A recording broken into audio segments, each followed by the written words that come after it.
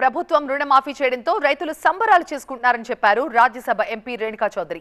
గత ప్రభుత్వాలు చేయని పనిని కాంగ్రెస్ సర్కార్ చేసి చూపించింది అన్నారు. ఖమ్మం అభివృద్ధి కోసం కూడా ఒక ప్రణాళిక సిద్ధం చేస్తున్నామని చెప్పారు రేణుకా చౌదరి.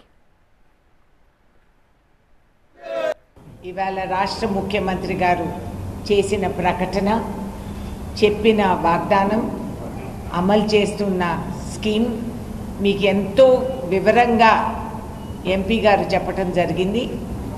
దీనివల్ల కొన్ని వేల కుటుంబాలు సుఖపడతారు. వెంటనే తక్షణం అకౌంట్లోకి నిధులు వచ్చేటప్పటికి ఎంత సుఖపడతారనేది అందరికీ కూడా అర్థమవుతుంది. అదేవిధంగా ఇవాళ జిల్లా వ్యాప్తంగా అన్ని నియోజకవర్గాల్లో కూడా సంబరాలు జరుపుకుంటున్నారు రైతాంగం. దానికి తోడు భగవంతుడు కూడా కరుణించి ఈ వర్షం పడుతూ ఉంది.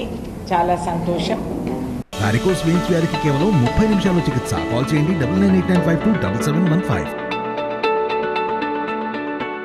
రుణమాఫీ విషయంలో గత ప్రభుత్వాలు మాటలకే పరిమితమయ్యాయన్నారు ఖమ్మం ఎంపీ రఘురామరెడ్డి.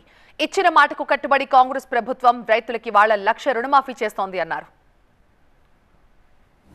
1,00,000 రూపాయలు ప్రతి అకౌంట్కు వెళ్ళిపోతుందన్నమాట.